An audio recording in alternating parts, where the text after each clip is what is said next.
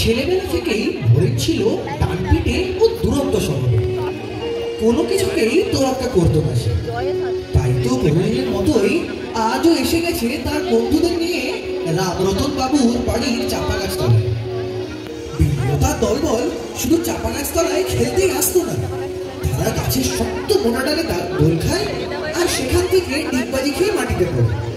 তবে এই দাপাদাপি ও হুড়োহুড়িতে সব থেকে বেশি যে বিরক্ত হতেন তিনি হলেন রামরতন বাবু। এই হতচ্ছাড়া বদমাইশের দল, তোরা দূর হয় এখান থেকে। জীবনটা জ্বালিয়ে খেলি একেবারে। আজকে তোদের একদিন কি আমার একদিন না, এইভাবে আর পারা যায় না। একটা ব্যবস্থা তো আমাকে করতেই হবে। হতচ্ছাড়াগুলোকে একটা শিক্ষা তো দিতেই হবে।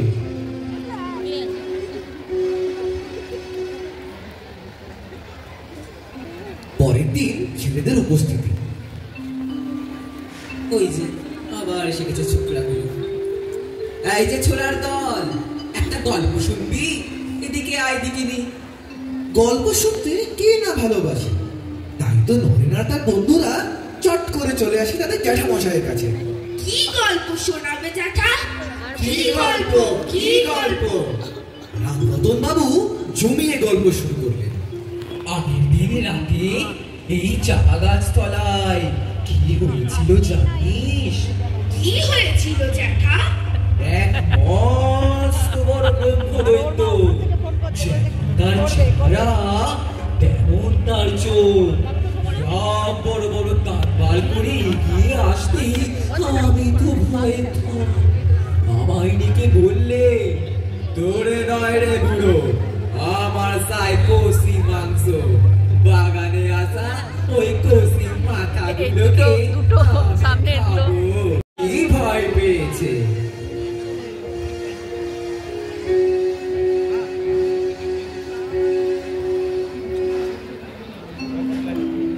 তার বন্ধুদের কোনো খোঁজই ছিল না। নরেন মনে মনে ভাবতে লাগে, বেটারা হয়তো বুড়োর কথা বিশ্বাস করেছে। ব্রহ্মদৈত্যের ভয়ে আর হয়তো ওরা আসবে না।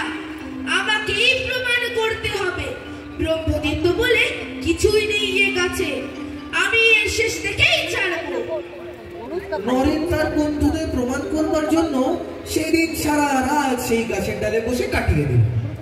পরের দিন পাড়া ছেলেরা নরেনকে খুঁজে না পেয়ে শেষ পর্যন্ত খুঁজতে খুঁজতে রামরতন বাবুর চাপা গাছ তলায় এসে দেখলো তাকে।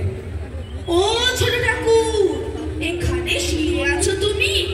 ওঠো ওঠো, বাড়িতে যে মা ভেবে ভেবে হয়রান। কেন, চিন্তার কি আছে? আমি কি ছোট ছিলে নাকি? না না, তুমি তো অনেক বড় হয়ে গেছো। এবার বাড়ি চলো। আমাদের আপনি মিথ্যে কথা বলেছিলেন কেন? কোথায় কোথায় আপনার দৈত্য? রামরতন বাবু বুঝলেন এ ছোড়াকে দমন করা অত সহজ নয়। ঘাট হয়েছে বাবা, ঘাট হয়েছে। এরপর নরেন তার বন্ধুদের উদ্দেশ্যে বলে, আচ্ছা বোকার দল তো তোরা, ব্রহ্মদৈত্যের নাম শুনে একেবারে ভড়কে গেছিস দেখছি যে। আমি তো কাল সারা রাত এখানে ছিলাম ব্রহ্মদৈত্য দেখবো বলে, কিন্তু কই ব্রহ্মদৈত্য দিল না। একবার সত্যটা যাচাই করে দেখবি রে, তাহলে বুঝলি তো কোনো কথা শুধু কানে শুনে নয়, নিজের চোখে দেখে তবেই বিশ্বাস করবি।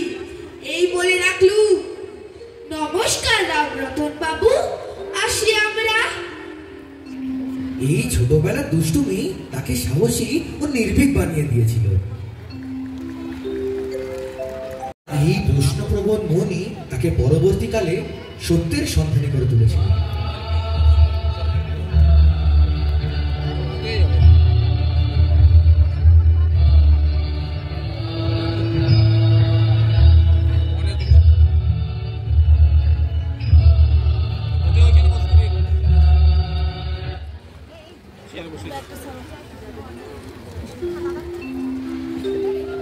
Sisters and brothers of America, it fills my heart with joy unspeakable to rise in response to the warm and cordial welcome which you have given us. I thank you in the name of the most ancient order of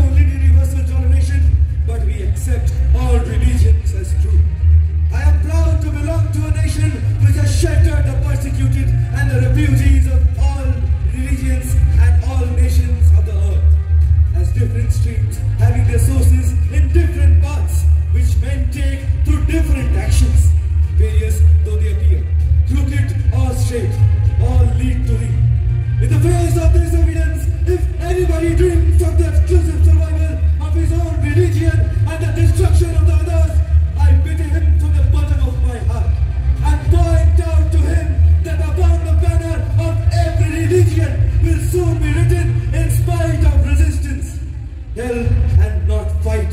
Assimilation and not destruction. Harmony and peace and not dissension.